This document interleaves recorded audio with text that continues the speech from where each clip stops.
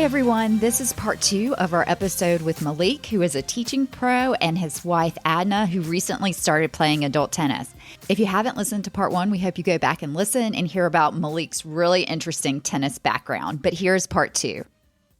Okay, I have a question for Malik because I want to know from a pro's perspective what I'm supposed to do about bad line calls.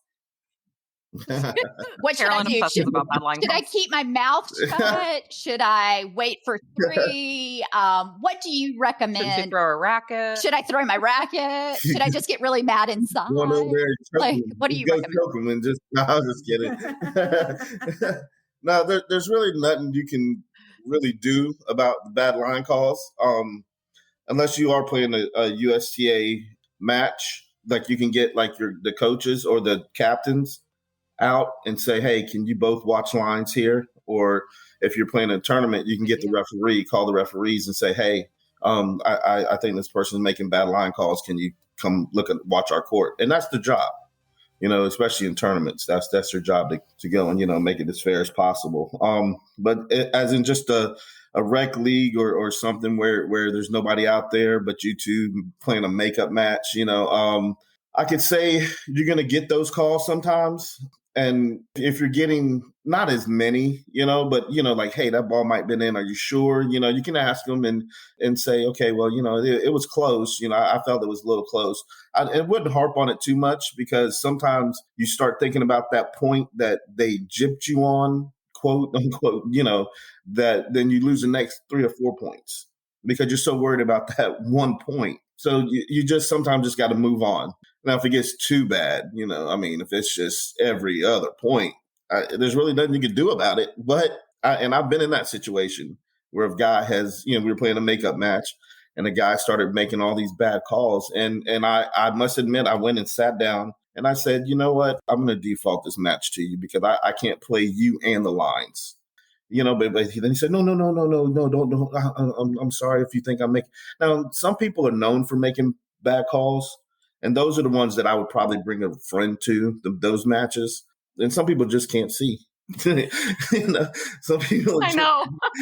They can't see but yes. Yeah, like I said, there's nothing you can really do about it. And it just depends on your patience that you have. I wouldn't make a big deal of it, like a big long, oh, you're cheating, all this big yelling hoopla stuff.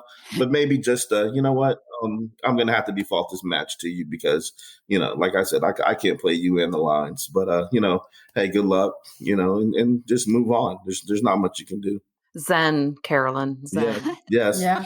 Don't throw your racket. Deep breaths. But if there is somebody great. out there that can help, then I would have them help out. Maybe a neutral person.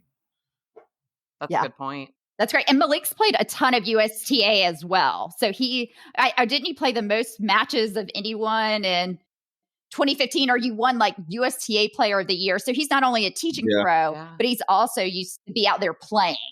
Yeah, 2015, it was over 160 matches played that year. Quite a few teams. Yeah, every day. Just quite a few. That's awesome. Yeah. So obviously we can tell tennis is very frustrating, but I think that's why a lot of us do it too, because there's so much to learn. I used to think it was a racket, a ball, and a net. And as long as I got the ball over on the other side of the net, I'm golden. But we all know there's like a million things to think about and to do in tennis, right? So what would you say to a player that's frustrated with their game, which, that happens from hour to hour, day to day, season to season. So maybe Malik, what would you tell someone about their game if they're frustrated or what to do?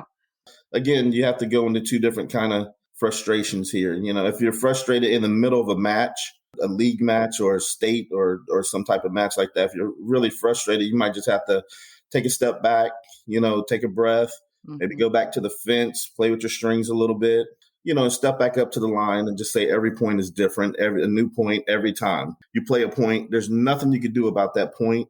Personally, I don't really get frustrated because I know once that point is done, it's done. There's nothing I can do. I can't go back and change it. So, hey, that point is done. let's get with the next point. Maybe I can make it up here. Right. My frustrations, I'll maybe take a few deep breaths, go back to the fence, relax just a little bit, and before I start the next point. And like you said, frustration is going to come with tennis.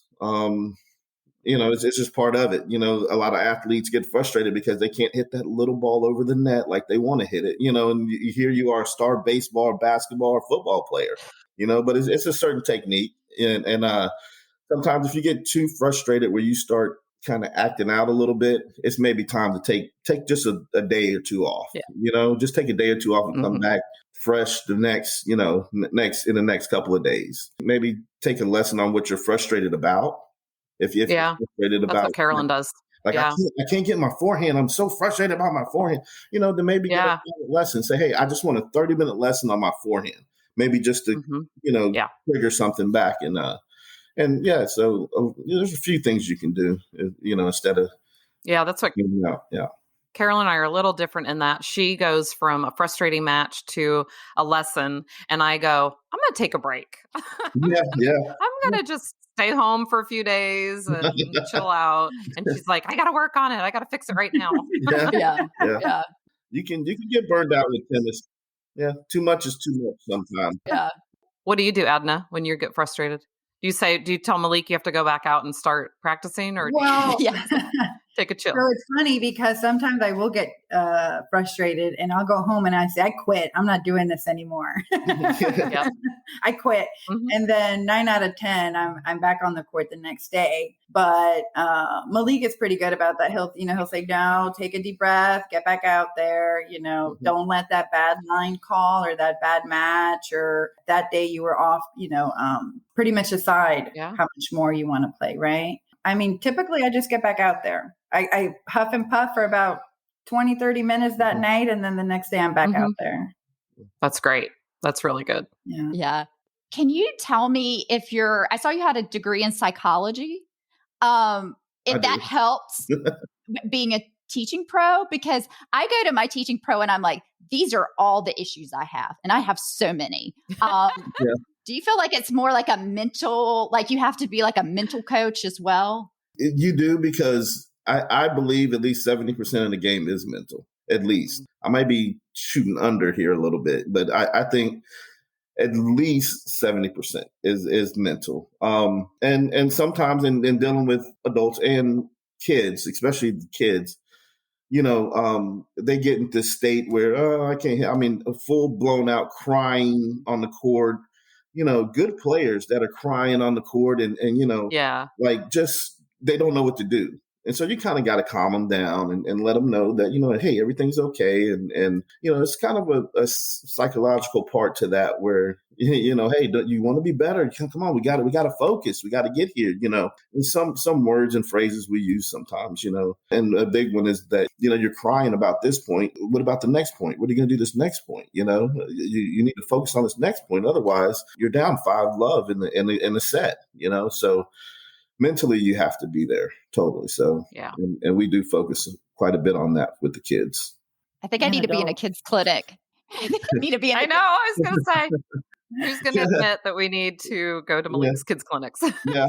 We focus with them on adults too, but they're a little bit more, adults come out there to have fun and I make it as fun as I can for the adults. And then that's, to keep them playing, because I do deal with a lot of beginner and very intermediate adults, and they just want to have fun. They're paying their money to come out, and none of them know they're not going to play in the US Open next year or this year or any big tournament any year. Yeah.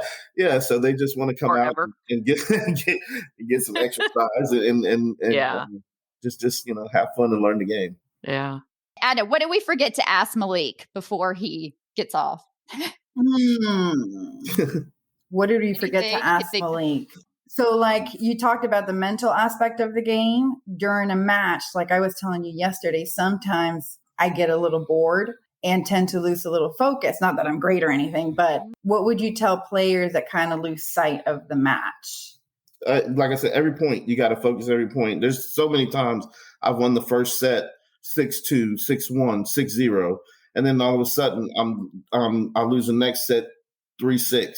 And I know I should beat this person and been off the court 20, 30 minutes ago. but you lose focus, and therefore, you start thinking, oh, what am I going to eat tonight? Or what am I going to cook? Or what am I going to, where am I going? And you lose focus for that minute, and that other person hasn't lost focus because they're down and they want to win this next set. So they end up, winning the next set because their focus is a little bit more focused than yours. So, you got to stay focused the whole match. Worry about what you're eating afterwards. Worry about, where you're going afterwards, or who's buying dinner, or what you're going to drink, or, just worry about that after the match. Yeah. So get done with the match, and then everything else comes along with it afterwards. We can't thank Malik and Adna enough for being on the podcast. I know I start focusing on buying an Oreo milkshake on the way home from the tennis match a lot of times when I'm playing, so I need to do a better job focusing. Malik had to leave because he was teaching a tennis clinic to breast cancer survivors, so that kind of tells you the type of person he is. But we have Adna back for one more episode where she talks about her experience playing as a beginner and also what her teaching pro husband is telling her to do. If you'd like to see a picture of Malik and Adna, please check out our website, which is secondservepodcast.com. Thanks so much for listening, and hope to see you on the courts soon.